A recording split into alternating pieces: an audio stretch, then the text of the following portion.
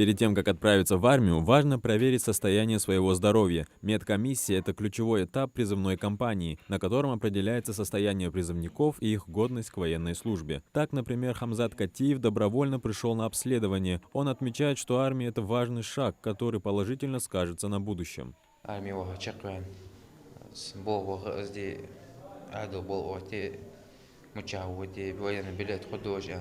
Весенний призыв продолжается. Планируется отправить 23 человека из города Малгобек и 45 из Малгобекского района. Комиссия делает все, чтобы обеспечить выполнение поставленных задач.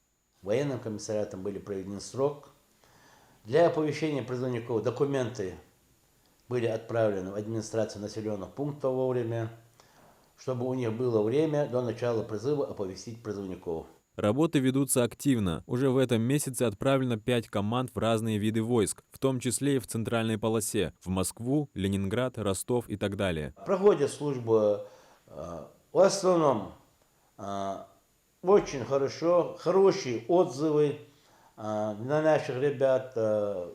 Есть много частей, которые повторно хотят наших ребят иметь у себя на прохождение службы. Конечно, возникают и проблемы с набором. Причина в том, что люди призывного возраста выезжают за пределы республики на работу, что вызывает трудности в оповещении. Есть статья 31 Федерального закона о воинской обязанности и военной службе, согласно требованию которой призывник, если во время призыва по каким-либо причинам не получил повестку, следующий призыв он обязан в течение 2 недель сам явиться в военный комиссариат. То есть федеральный закон, требования федерального закона его обязывает прийти в военный комиссариат без какой-либо повестки, без какого-то оповещения. Комиссар отмечает, что родители часто переживают, что их дети-новобранцы могут быть направлены в зону специальной военной операции. Однако это не так. Есть насчет это указ президента России на территории 2 республик и 2 областей, которые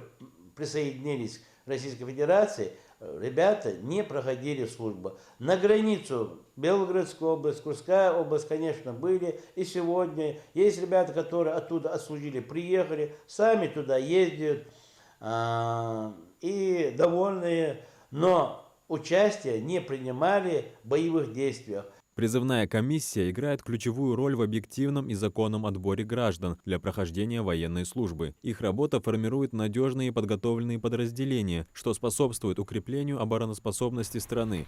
Адам Гуражев, Султан Магушков, Магаз 24.